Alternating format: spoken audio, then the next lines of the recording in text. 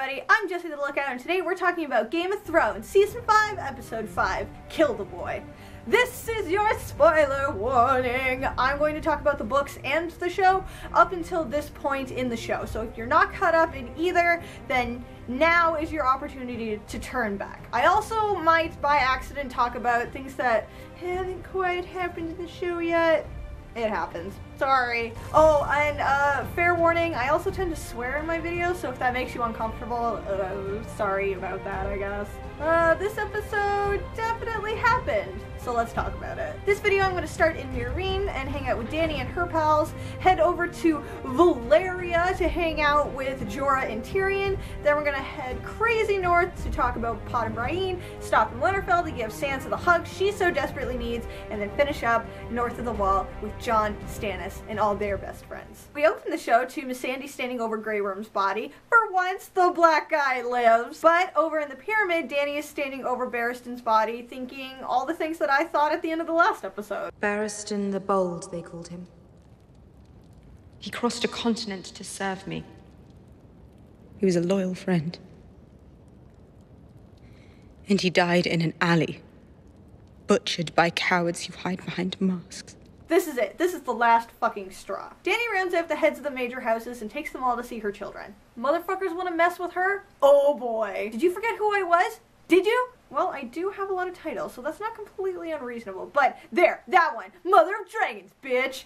Granted, this whole situation is a terrible idea. Absolutely terrible. Who knows what kind of standing this guy's family had in Meereen, and just like 2 episodes ago, she executed one of her council members for murdering somebody out of cold blood. So I mean, like, double standard much? I mean, like, this is really fucking badass, but it really seems like Dany is in need of some counsel. Oh my god, I am so turned on right now. Yeah, Miss Sandy, you get it. You guys are gonna cuddle all night long. Not gonna lie, guys, I super don't care about this romance, but like, okay, cool, whatever, it exists. Later, Dany consults Miss Sandy and asks her advice about what's going on, but like, really, Miss Sandy's just like, excuse you? You're the Khaleesi. You do whatever the fuck you want. Dany goes to visit Histar in his cell, and we wrap up Dany Land with 2 bombshells. First, she's reopening the fighting pits. Like, oh wow, who cares? And the second thing...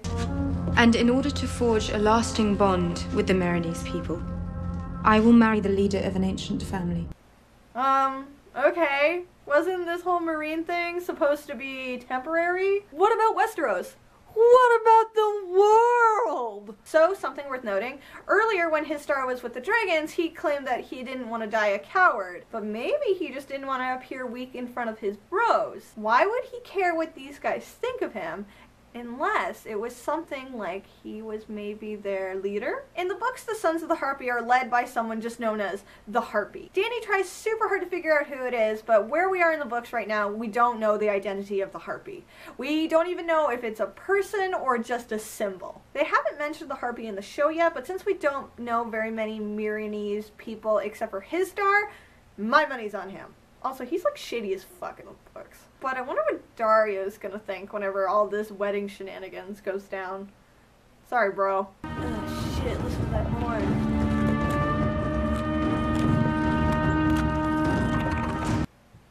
Fuck yeah. Elsewhere in Essos, Tyrion and Jorah are here to provide us with 2 things, action and exposition. While I do enjoy their banter, let's get to the good shit. First of all, Valyria. Holy moly, this is awesome. I'm just going to give you guys a quick history lesson about the Valyrian Empire, because after I finished writing this script, it turned out to be crazy long, so I'm going to save a more in-depth history for another video. In the meantime, though, here's just a super rundown of the history of Valyria. Back in the day, Valyria was the capital of a great empire referred to as the Valyrian Freehold. It was hanging out on a peninsula for about 5,000 years until the Doom happened, which split the peninsula into pieces and created the Smoking Sea.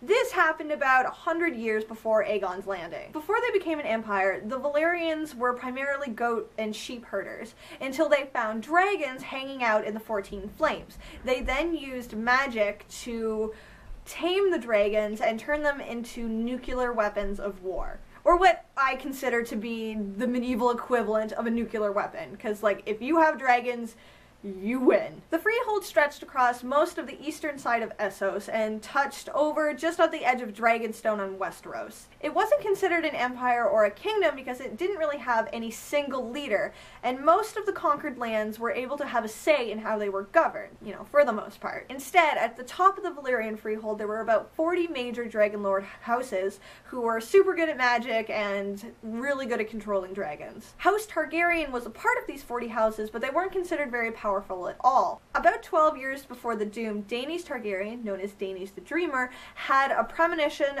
that featured the fall of Valyria. So House Targaryen opted out of Valyria and went over to Dragonstone to hang out. And that's how the Targaryens managed to be one of the very few houses that survived the Doom. In Valyria we get cool things like the production of obsidian, but also Valyrian steel. And Valyrian steel was like super awesome and super powerful, and nobody really knows how to make it anymore. It actually comprises a lot of the ancestral weapons of the houses of Westeros, such as ice, which used to belong to the Starks, but was later divided into Oathkeeper and Widow's Wail. The Lannisters used to have a Valyrian weapon called Bright Roar, but then one of the Lannister brothers decided that they were going to go to Valyria to find their fortune, and he took Bright Roar with him, and then he was never seen again. So ever since then, the Lannisters have been trying to buy out other houses and get their Valyrian steel weapons, but like everybody knows how rare Valyrian steel is, so nobody was willing to give it up. After the Doom, much of the Valyrian freehold was divided up, and they just kind of split up and became what is known as the Free Cities. Braavos is the only free city that wasn't originally part of the Valyrian freehold. What is the Doom, I hear you asking? Well, my summer children, nobody knows. Surrounding the Valyrian capital is a ring of volcanoes known as the 14 Flames. The Valyrians used slaves to mine the 14 Flames for precious metals, and this is actually where they found dragons just like hanging out in a bunch of volcanoes. One day, out of nowhere, the 14 Flames went nuclear so hardcore that every hill for 500 miles was split open and the skies just turned black. The capital fell, killing all of the Dragonlord houses and only leaving a handful of minor houses behind, and they weren't powerful enough to keep the freehold together. Tyrion mentions that the Doom still rules Valyria, and he's not exaggerating that. There's many sayings in sailors that say that to gaze upon the 14 Flames is to seal your own doom. I mean death. While there's no proof as to what caused the Doom, a lot of people wonder, like, why so suddenly? What could have caused 14 volcanoes to just explode like that? Personally, I'm of the belief that dragons are born from fire and the blood of kings. And I wonder if they tried to hatch a dragon egg too deep in the mine and it backfired. But I don't know. Just a thought. This episode is filled with a lot of talking, so we get our mandatory action scene with Tyrion and Jorah and all of the Stone Men. And Stone Men are people who have a very escalated form of grayscale. While it might seem weird to just kind of have a bunch of crazy dudes attacking them out of nowhere, severe cases of grayscale destroy the mind and turn people into violent, mindless zombies. Kind of like the desert version of White, only slower and more awful. Was anyone really worried for Tyrion in this moment? Like anybody? I mean, of course Jorah rescues them, and now the two of them are going to walk to Meereen from Valyria, which, it's quite the trek. Hopefully Dany doesn't burn the city down in the meantime. Oh shit. That definitely didn't happen in the books. Now we head off to King's Landing to wait, there's no King's Landing in this episode. What am I gonna do without Cersei's resting bitch face? Okay, we'll just, head super north to hang out with Pod and Brienne. Of course, Pod and Brienne not doing a whole lot. Pod has his mandatory "maybe we should leave" speech just so Brienne can tell him to fuck off. Pod, you need to change your clothes. At this part of the country, you are wearing entirely the wrong colors. When the peasant came in and Brienne was getting all yacky about the existence of Sansa Stark, initially I was like really angry with her. Like, shut up, you can't tell people she's just hanging out in Winterfell. But then I realized, like, they're in the north. Telling everybody that Sansa is in the north again is, like, that's actually a genius idea. I'm hoping Brienne develops her own army of peasants in kind of a northern conspiracy kind of way. As for where they are, it's really hard to say because in a lot of maps that I looked at, there was only one that showed a town close enough to Winterfell to see it from a window. The closest place was this river called Acorn Water, which is near where House Poole hangs out, which kind of makes sense. And actually, Jane of House Pool is who Sansa is taking her storyline from. The whole, like, Stark marrying a Bolton thing. Speaking of Sansa, first we have to put up with mandatory boobs. Well, I say put up with, because, I mean, I don't know. Boobs are fine. If you like boobs, I'm sure this scene was fine for you. But, I mean, this sequence wasn't really per my taste, because, like, guess what? She doesn't like Sansa because she wants to keep fucking Ramsay. How revolutionary. Next. Hey, Sansa, we are gonna fuck so much shit up. Bye. For those of you who are curious, yes, that is the tower that Bran fell out of in season 1. What? Who's Bran? Oh, god damn it. So when Miranda takes Sansa to the kennels to show her something, I knew exactly what was gonna happen. In the books, Reek hangs out with the dogs, like, all the time. He sleeps with them, and he's just covered in dog shit, and he smells terrible. But he's been tortured and brainwashed so intensely that when Ramsay takes his clothes to wash them, Reek almost refuses to give them to him because he thinks it's a trick. The thing about this scene is that as soon as Sansa sees him, she says his name, and his first instinct is to deny it, because no, he's pushed Theon out of his mind, but the second thing is to tell her that she shouldn't be there because it's not safe. She's not safe at the kennels, she's not safe at Winterfell, she's not safe at the Boltons, she's just not safe anywhere. Shortly after this, we get to be a fly on the wall for the most awkward dinner ever. As soon as Ramsay starts talking, we get this great look on Roos's face, like, what are you doing? What are you saying? Stop this! It's cool that Fat Walter gets to be a little bit of a character in this, even though Ramsay's fucking terrible about it later. You know, when he talks about figuring out whether or not Walda's pregnant or being able to find her vagina, like, I know this isn't gonna make it for the worst and most tasteless scenes on Game of Thrones, but periods, Ramsay, learn about him. I really do love Sophie Turner in this sequence. Like, the lack of fucks to give is amazing. When Fat Walda tries to sympathize with her about being in a new place, and then Ramsay tries to toast their wedding and she just fucking drops her cup. Girl, you are one of my favorite parts in this episode, but you gotta pretend. At least pretend. Pretend to give a fuck. Because if they see you being an asshole, it's not going to turn out okay for you. If you ever want to be a master manipulator, like, you gotta put the face on. You gotta do the courtesies. Which she did do when she initially arrived, but now, like, you can tell, like, she's going into her own head, and she's not playing as well as she could be, or as well as that I would like her to be anyway. I mean, I know it's not easy, but neither was watching your dad's head get cut off, or being beaten in front of the people you admired, or being gang raped in the streets. Like, play it up a little, honey. Well, that's not gonna be annoying. Then, Reek. Reek walks in and shit gets fucking awkward. Ramsay makes Reek apologize for what he did as Theon, and you can tell the entire time that Theon is like, they're alive, they're alive, they're alive, they're alive! But he can't, because if he does, then they might kill him and Sansa and then go looking for Bran and Rickon. Even though they might not find Bran, Ramsay made a reference to the Last Hearth, which is technically where Rickon is hanging out in the show right now. So Rick can't tell anyone that they're alive, least of all in the presence of the Boltons. After this scene, like, I wonder if Ramsay is even human. Like, other than the bolt-on theory, like, is this supposed to be diplomacy? Is this honestly his best attempt at being diplomatic? There's no way Roose is gonna keep Ramsay around once he's secured the North. Like, if this is the best he can do. We also get to hear about Ramsay's conception story. You know, in case you doubted whether or not a family who has a flayed man as their sigil is fucking evil or not. This first rite that Roose is referring to is an abolished tradition in Westeros where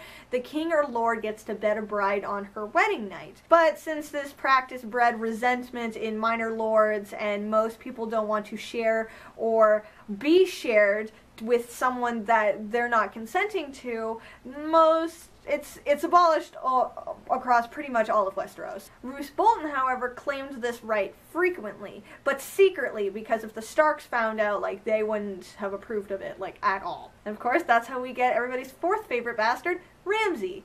That is behind Jon, Gendry, and Ellaria. Even though I much prefer Book Ellaria to show Ellaria. She's still better than Ramsay, for now. Okay, so a lot of stuff happened on the wall, but I care about, like, so little of it, so let's do this. Mr. Aemon! Oh, I've missed you, Mr. Aemon! Don't talk about type like that! You're upsetting me! In this scene, Sam and Aemon are talking about Daenerys Targaryen, and my heart breaks for Aemon. He wants to be with her so badly, and this sequence kind of implies that the three-headed dragon can be almost anyone as long as they are Targaryen, and Aemon's too old to ride a dragon now.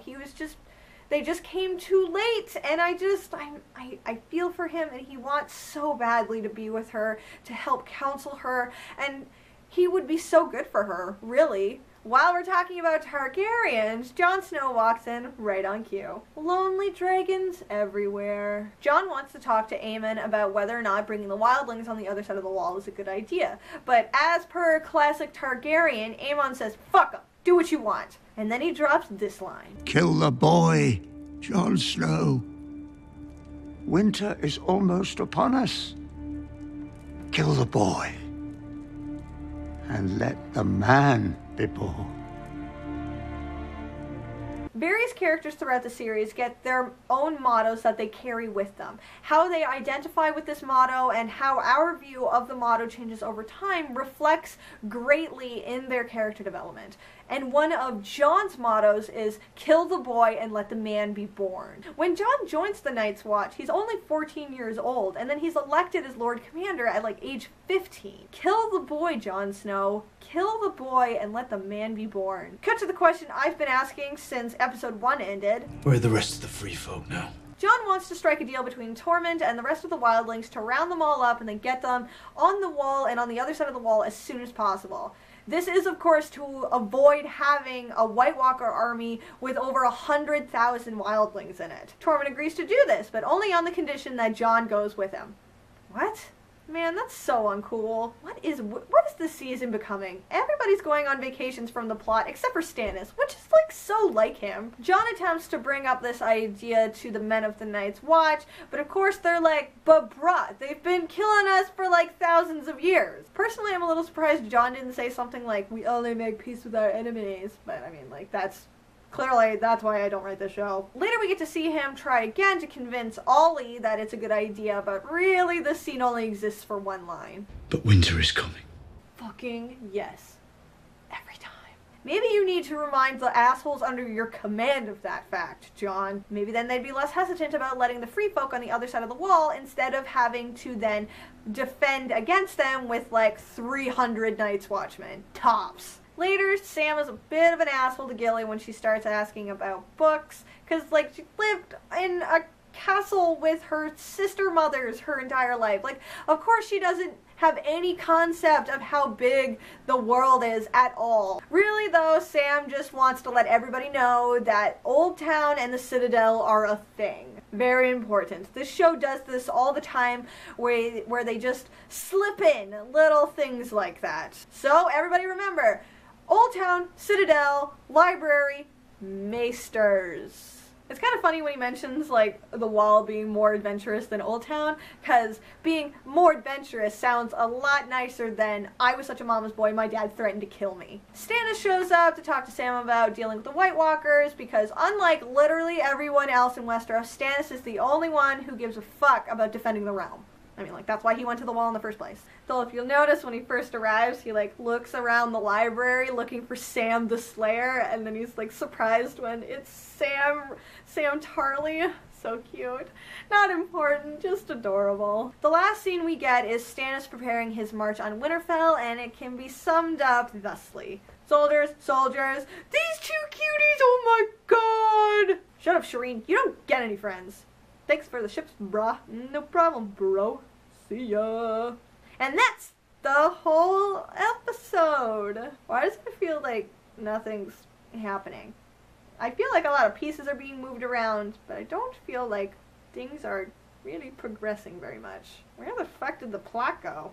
Well, I shouldn't say that. That's unfair. They finally started talking about the White Walkers again, which is good, which is important. You know, like, since they're the entire point of the series, while all the Southern Lords are squabbling over a chair, like the real threat is looming, and they don't even realize it. Holy shit, we went this entire episode without a scene in King's Landing, and, like, I'm kind of okay with it. But how can I be sure that this episode even happened if I don't get to see Cersei and Marjorie staring each other down? We are definitely getting a King's Landing update next episode.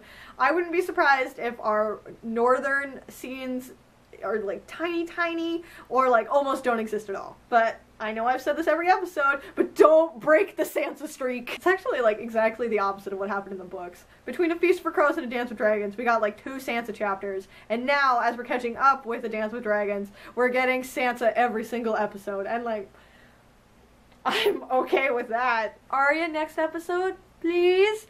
It's been a whole episode since we found out that Meereen Trant was going to Bravos. Give it to me. Wouldn't it be crazy if we got a Rickon update, like, out of nowhere? Like, we've got one mention of the Last Hearth from Ramsay, and it would just be so weird and so crazy if we just randomly saw Rickon hanging out with Osha. Okay, this episode was kind of boring. It had good individual scenes, but overall, like, I mean, like, I say that, but that's because I didn't have much of an opinion on what was happening. Like, the best part and the most fun that I had was definitely Valyria. I mean, right now, like, I'm kind of expecting Stannis to go to Winterfell in like 3 episodes, I guess. Just enough to give us whatever's going to happen in episode 9. This episode was...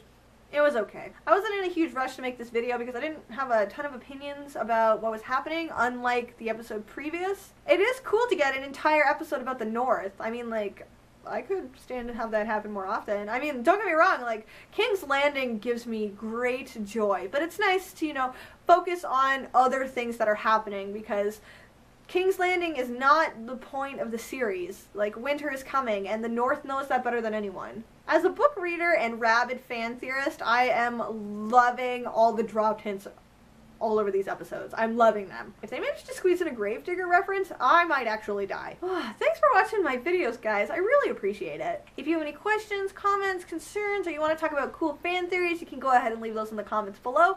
If you're interested in following me on social media, I have Twitter, Tumblr, Instagram, and Elo. If you enjoyed this video, you can hit that like button and subscribe, and check out my channel for other things that I do. I also do outfits, comic reviews, sometimes I open boxes. And I think I'm going to end up having to talk about Game of Thrones a whole lot more. Even once the rewinds are done and stuff. Now that the seal's been broken, I've got a lot of stuff to say about Game of Thrones. For those watching these videos as they come out, sorry this one came out a little bit late. This week I got a new kitty cat, and she's taking up all of my time. I don't have a lot of time to do my paid work during the week, and unfortunately that has to take priority over my rewinds. But I'm glad I could get this out in time for the next episode at least. And I thank you for sticking with me and for enjoying the things that I put out. I really appreciate it. Anyway, thanks again for giving me your time, and I'll see you guys next week. As we say in my hometown, Valor Margulis.